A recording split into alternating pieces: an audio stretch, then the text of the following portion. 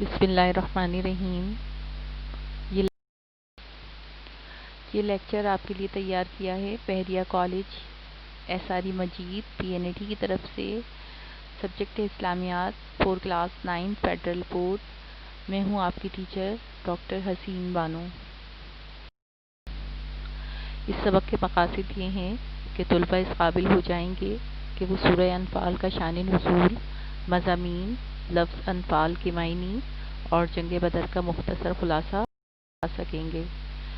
سورہ انفال، یہ سورت 2 ہجری فروری یا مارچ 623 میں نازل ہوئی غزوہ بدر کے بعد۔ یہ سورت مدنی ہے۔ اس میں رکوعات کی تعداد 10 ہے اور آیات کی تعداد 75 ہے۔ اس سورت کا نام، اس کی وجہ تسمیہ کیا ہے؟ اس سورت کا نام اس آیت میں یعنی آیت نمبر 1 میں ذکر ہے، یسألونک عن الانفال۔ انفال نفل کی جمع ہے۔ مال غنیمت اس مال کو کہا جاتا ہے جو جنگ میں فتح ہونے کے بعد شکست خوردہ قوم سے جمع کیا جاتا ہے۔ مال غنیمت کو انفال اس لیے کہا جاتا ہے کہ یہ اصل مقصد سے زیادہ ہوتا ہے۔ حضرت عبداللہ بن عباس فرماتے ہیں رضی اللہ تعالی عنہ کہ جہاد میں اصل مقصد مال غنیمت نہیں ہوتا، بلکہ جہاد کا اصل مقصد اللہ کے دین کی سربلندی اور فتنے کی سرکوبی ہوتا ہے۔ مال غنیمت تو فتح کی صورت میں اضافی طور پر مل جاتا ہے، اس لیے اسے مال غنیمت کہا جاتا ہے۔ اس صورت کا تاریخی پس منظر کچھ اس طرح سے ہے کہ ہمارے پیارے نبی صلی اللہ علیہ وآلہ وسلم نے 13 سال مکے میں گزارے اور 10 سال مدینہ میں گزارے۔ یہ کل 23 سال کا عرصہ جو ہے یہ آپ کا دعوتی دور کہلاتا ہے۔ آپ صلی اللہ علیہ وآلہ وسلم 571 عیسوی میں مکہ میں پیدا ہوئے۔ آپ صلی اللہ علیہ وآلہ وسلم کی والدہ نے آپ کا نام احمد اور دادا نے محمد رکھا صلی اللہ علیہ وآلہ وسلم۔ آپ کی پیدائش سے پہلے آپ کے والد محترم جناب عبداللہ وفات پا گئے، اور جب آپ شیرخوار میں دائی حلیمہ کی زیر پرورش رہے اور اس کے بعد جب آپ والدہ کے پاس آئے تو تقریباً 6 سال کی عمر میں آپ کی والدہ بھی اس دنیا سے جا چکی تھیں۔ پھر آپ کی پرورش آپ کے دادا جناب عبد المطلب نے کی، لیکن جب آپ 8 سال کی عمر کو پہنچے تو حضرت عبد المطلب کا بھی انتقال ہو گیا تھا۔ اس کے بعد آپ کی پرورش حضرت ابو طالب نے کی جو حضرت علی رضی اللہ تعالیٰ عنہ کے والد محترم ہیں۔ جب آپ 25 سال کے ہوئے تو آپ کی امانت و دیانت کا چرچا پورے مکہ میں پھیل گیا اور لوگ آپ کو صادق و امین کے لقب سے پکارنے لگے، کیونکہ آپ اس معاشرے کے اندر جہاں پر خرابیاں تھیں، بے حیائی تھی، چور بازاری تھی، لوٹ مار تھا، اس معاشرے میں بھی آپ اپنی صداقت اور امانت کی وجہ سے مشہور ہو گئے۔ مشرکین مکہ آپ کو صادق اور امین کے لقب سے بلاتے تھے۔ ایک واقعے کے بعد یعنی جناب حضرت خدیجہ رضی اللہ تعالیٰ عنہ کا مال لے کر آپ جب شام سے واپس آئے تو ان کے غلام میسرہ نے آپ کی بلند کرداری، اخلاق کی خوبی، تجارت کی سوجھ بوجھ کی خبر حضرت خدیجہ رضی اللہ تعالیٰ عنہ کو دی۔ یہ ایک مالدار تاجرہ خاتون تھیں، بیوہ تھیں، اور عرب کا کوئی بھی شخص ان سے شادی کا خواہش مند تھا، لیکن حضرت خدیجہ رضی اللہ تعالیٰ عنہ نے حضرت محمد صلی اللہ علیہ وآلہ وسلم کے لیے نکاح کا پیغام بھیجا اور حضرت ابو طالب نے آپ کا نکاح حضرت خدیجہ رضی اللہ تعالیٰ عنہ سے کروا دیا۔ جب آپ 40 سال کی عمر کو پہنچے تو آپ کو مبشرات کی شکل میں خواب آتے تھے اور آپ کبھی پریشان ہوتے تھے، کبھی آپ تنہائی پسند ہو گئے تھے، تو اس لیے آپ ستو پانی لے کر غار حرا چلے جاتے تھے۔ اور اس غار حرا میں آپ عبادت کیا کرتے تھے۔ ایک روز آپ عبادت میں مشغول تھے، یاد الہی میں مشغول تھے، تو ایک فرشتہ جبرائیل علیہ السلام آپ کے پاس آئے اور آپ کو دیکھتے ہی کہا اقرا، پڑھیے۔ آپ نے جواب دیا ما انا بقاری، میں پڑھا لکھا نہیں ہوں۔ لیکن 3 مرتبہ اس نے آپ کو بار بار کہا پڑھیے، اور تیسری مرتبہ میں آپ کی زبان مبارک سے سورہ علق کی ابتدائی 5 آیات جاری ہو گئیں۔ لیکن اس کو پانے کے بعد، یعنی وحی الہی کے ملنے کے بعد، آپ کے اندر ایک گھبراہٹ اور خوف کی کیفیت پیدا ہو گئی، اور آپ اپنے گھر کی طرف گئے اور حضرت خدیجہ سے فرمایا خدیجہ مجھے کچھ اڑا دو، زمیلونی مجھے کچھ اڑا دو۔ حضرت خدیجہ نے آپ کو کمبل اڑایا، اور اس کے بعد جب آپ کی گھبراہٹ اور خوف یعنی ورع کی کیفیت جب دور ہو گئی تو اپنے چچا زاد بھائی جو عیسائی عالم تھے ان کے پاس لے گئیں، اور ان کے چچا زاد بھائی نے، جو کہ عیسائیت کے اس وقت کے سب سے بڑے عالم تھے، انہوں نے کہا کہ یہ وہی ناموس یعنی فرشتہ ہے جو موسیٰ علیہ السلام کے پاس بھی آتا تھا۔ اور وہ جان گئے تھے، ورقہ بن نوفل ان کا نام تھا، اور یہ جان گئے تھے کہ یہ نبوت کا اشارہ ہے۔ انہوں نے کہا کہ ایک وقت ایسا آئے گا کہ جب تمہاری قوم بھی تمہیں تمہارے گھر سے نکال دے گی۔ آپ صلی اللہ علیہ وآلہ وسلم نے بڑے حیران ہو کر کہا کہ اچھا میری قوم مجھے کیا نکال دے گی؟ انہوں نے کہا ہاں۔ اور اس کے بعد ورقہ نے کہا کہ جب سب تمہاری تکذیب کریں گے تو میں تمہاری تصدیق کروں گا، لیکن اس کے بعد جناب ورقہ کا بھی انتقال ہو گیا۔ آپ صلی اللہ علیہ وآلہ وسلم جب گھر آئے تو اس کے بعد آپ نے 3 سال دوسری وحی کا انتظار کیا، اور اس کے بعد اللہ تعالیٰ نے آپ کو حکم دیا کہ یا ایھا المدثر قم فانذر، اور یہ پیغام ملنے کے بعد آپ نے نبوت کا اعلان فرمایا اور لوگوں کو ایک اللہ کی طرف بلایا۔ ابتدائی طور پر حضرت ابوبکر صدیق مردوں میں سب سے پہلے ایمان لائے، عورتوں میں حضرت خدیجہ رضی اللہ تعالیٰ عنہ ایمان لائیں، بچوں میں حضرت علی رضی اللہ تعالیٰ عنہ ایمان لائے، اور غلاموں میں حضرت بلال حبشی ایمان لائے۔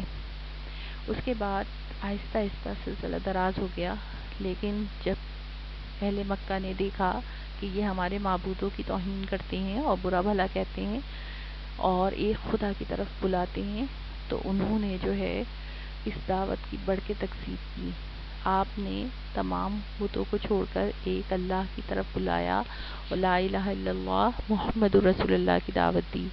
آپ نے کوہ صنعاء پہ اپنے خاندان والوں کو دعوت دی، اور وہاں پر بلا کر آپ نے اعلان نبوت فرمایا۔ لیکن لوگوں نے ہر زمانے میں ہر طرح، جس طرح کے جھٹلایا جاتا ہے اور جس طرح کے